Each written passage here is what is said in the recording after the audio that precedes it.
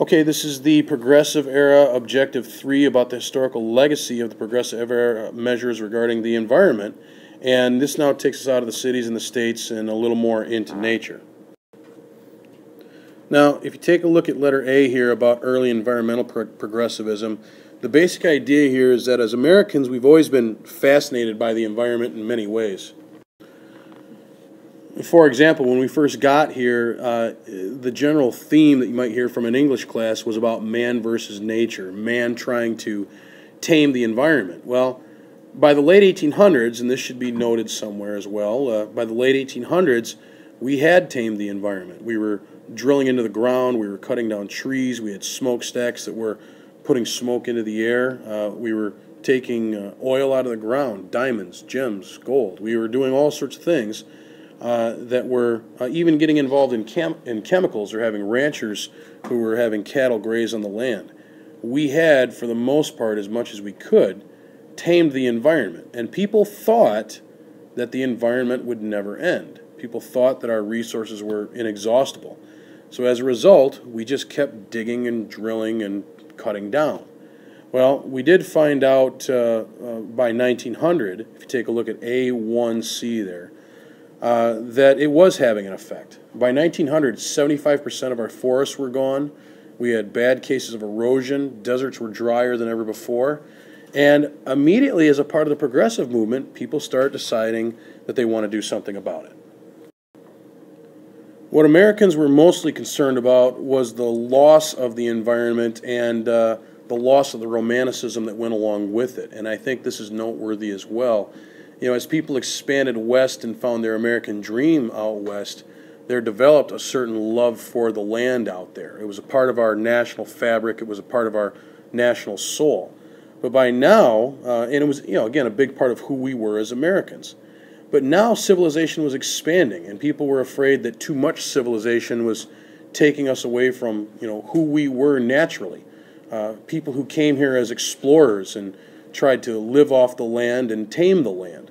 Well, at this time, part of the progressive movement was to get back to nature. Now, you can see here some of those measures. A2A, kids joining the Boy Scouts. Call of the Wild by Jack London becomes really popular.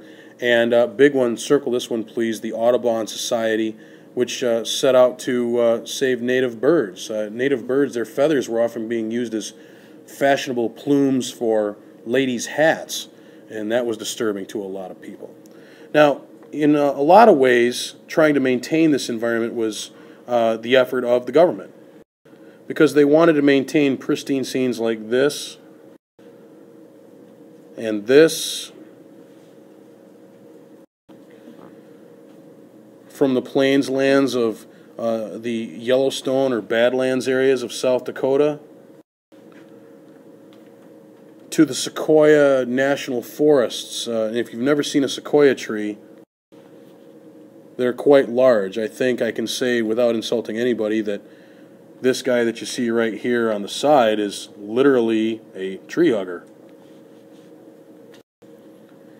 It was maintaining this kind of pristine nature that the environmentalists were the most involved with at this time, trying to maintain this part of America and make sure it wasn't lost as a part of our spirit.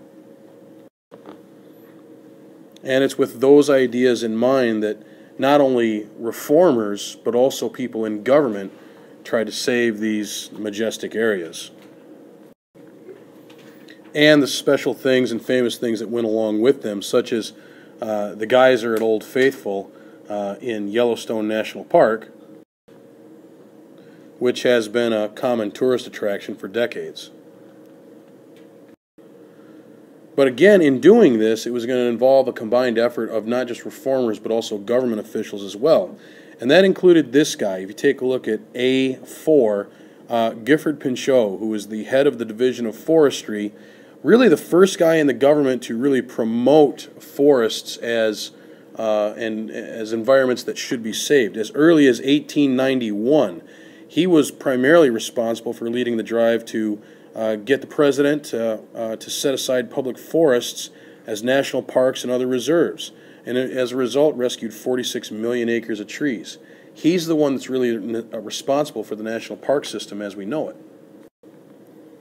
It's during this time that we get, if you take a look at A5 there, the Sierra Club, which was formed to preserve the western wilderness, and the Carey Act of 1894, which gave federal land estates under one condition, that it had to be well maintained, it had to be irrigated, and it had to be settled. In other words, if you were going to give land to the states to sell to people, they were going to have to take care of it themselves. If not, the federal government was going to take it back and they would take care of it. And of course, somebody we have to give credit for, or credit to in this regard, is Teddy Roosevelt. If you take a look at letter B. Roosevelt was, if you remember from prior studies, and especially one where we had a picture of him riding a moose through a river, Teddy Roosevelt was a big-time outdoorsman. He loved to hunt. He was a rancher at one time. He loved the outdoors, and as a result, he joined this cause for conserving the environment.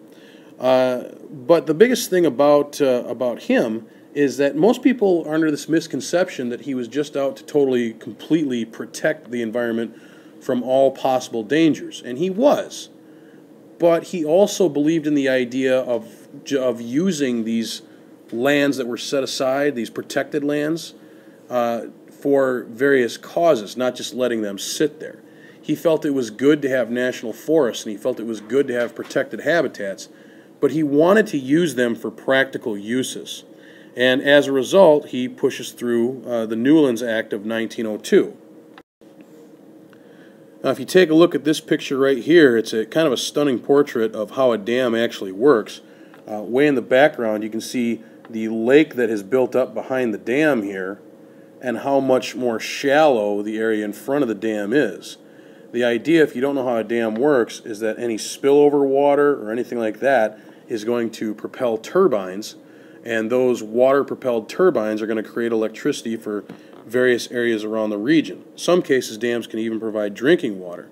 This is kind of a classic example of Teddy Roosevelt using set-aside lands for good public use. But I want you to jot this down because it provides one fundamental question. Should we be using public lands or set-aside lands for public use, or are the efforts to build public service projects like these dams actually more damaging to the environment around them? Did we actually tear up the environment more by creating these dams that save electricity and save other measures?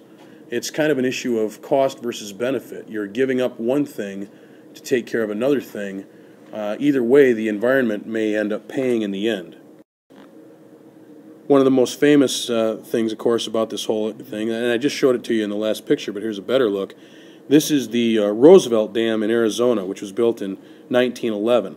And you'll notice there on AB2B, there were many other dams in almost every major western river that came about after the Roosevelt Dam. One of the most famous is Hoover Dam on the Arizona-Nevada border, which supplies energy for probably 600 square miles of the Southwest. Dams are designed to do that. It's saving energy, but again, is it worth the environmental destruction needed to build them? Some say yes, some say no.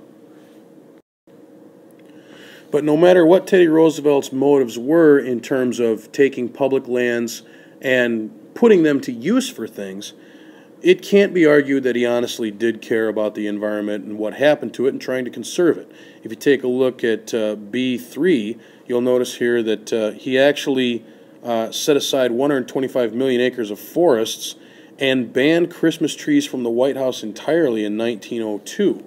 As a result, a million of acres of forests were saved, trees were left standing, and he also took care of millions of acres of coal deposits as well. So you can't say that Teddy Roosevelt was not an environmentalist. He was. But I wouldn't say he was quite a naturalist. And a naturalist is somebody who wants, and this is worth jotting down, a naturalist is somebody who wants the environment totally left alone. And Teddy Roosevelt definitely was not that. He wanted the environment put to decent use, but still protected. Now, if you take a look at letter C, one of the most drastic contradictions in Roosevelt's philosophy came in a place called the Hetchy Valley in Yosemite National Park in California. And this became a major controversy that still exists to this day. Here is the water reservoir that was put in place here.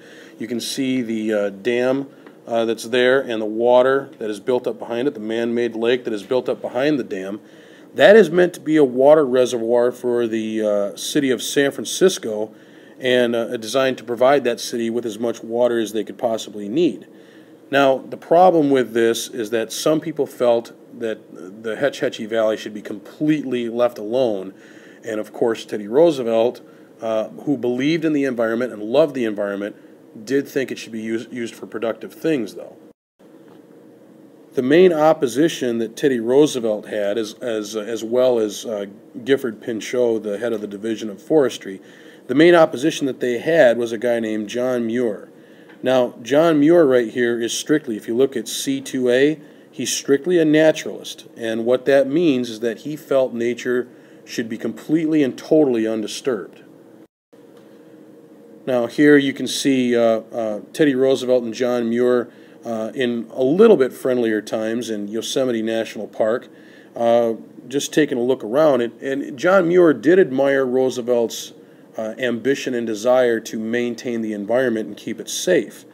But he didn't like the philosophy of Gifford Pinchot and Roosevelt, which was to, once again, protect the environment, but also put it to use for productive causes.